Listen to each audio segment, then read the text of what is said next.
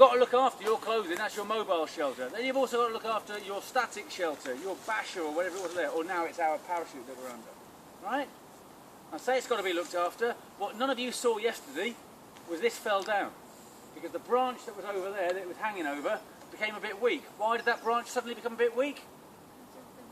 Because of the rain. The weight of this significantly increased and it collapsed. So we were out here putting it back up, so we have to look after it. When we looked at some of those bashes up there were bits of string hanging off them, sides that have fallen down, it wasn't very tight, it wasn't pulled out, there was puddles of water in it. That's all got to be pushed off, that's got to be looked after, because if you don't get rid of that puddle of water, you can start snapping string and start waking up wet. So that's our shelter. Right, what's the next part then? 3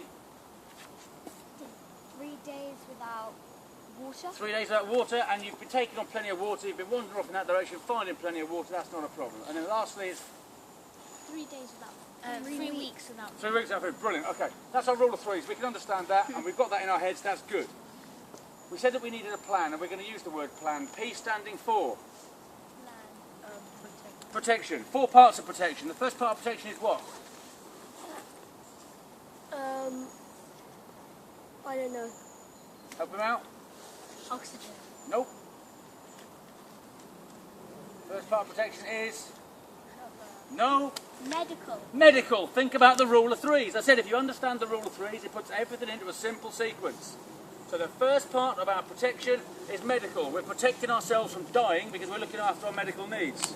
What's the second part of protection? Is it shelter? Think about before, comes before shelter? Oxygen. Clothing, our mobile shelter. So the first part of protection is medical. The second part is our clothing. The third part is our shelter. What's the fourth part of our protection? Is it water? No. Oxygen. It's food. No. Protection. How does water or food have anything to do with protection? What's it protecting us from? Your shelter. We've already covered shelter. We've talked about medical, clothing, shelter.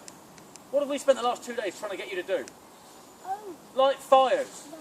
Fires. Because we need to stay warm. Your clothing's wet, you need to dry it out. You're cold, you need to stay warm. You need to burn the calories in the wood rather than the food calories that you've been eating before you came here. Those 4 bits is as far as we have got. That is protection.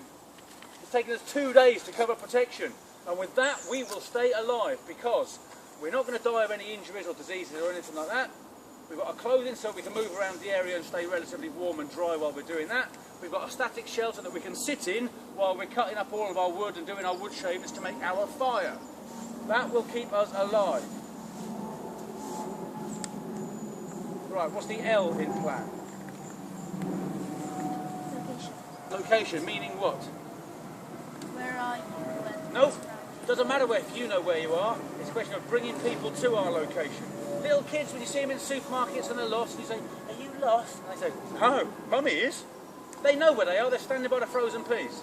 You know where you are. You're here. This is your area. And as far as you're concerned, this is the only part of the world that exists. It doesn't matter if you know where this is. You just need to get the people to come and find us. This is the bit that's going to get you home. This is the bit that's going to make it work. This is the bit that if you can't light a fire, it's still going to keep you alive because someone's going to come and rescue you. This is really important. Take notes. Right? Location. Now, there are lots and lots of things that we can use to get ourselves found. Who was going to go for water on the first night and I told them to take something with them? A couple of girls, wasn't it? Oh, yeah, that was... What did I tell you? Take torches. Yeah, you told us to...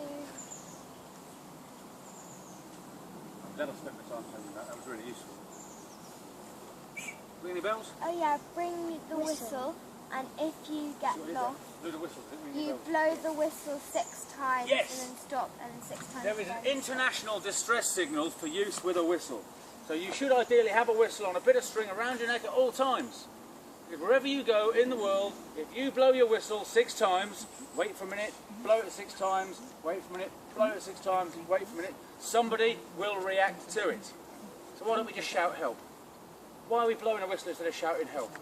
Because they won't hear you. If you Okay, so first of all, they might not hear you. Your voice doesn't carry that far, whereas the tone of a whistle carries a lot further. Brilliant. What else? You're wasting energy in shouting. What else? People know the sound of. People know that it's 6 whistles. Okay, so it's internationally understood. They know it's 6 plus. I've said we can go how long without water? 3 days. 3 days. So in 2 days' time, when you've had no water for 2 days, what's your voice going to be like? Well, it's blowing a whistle, it's still going to get through, right? So that's the first thing. That should be our primary means. We should have that in our pocket at all times. Okay. Right. When we look at signals and ways to summon assistance to come to us, they're either going to be active or passive.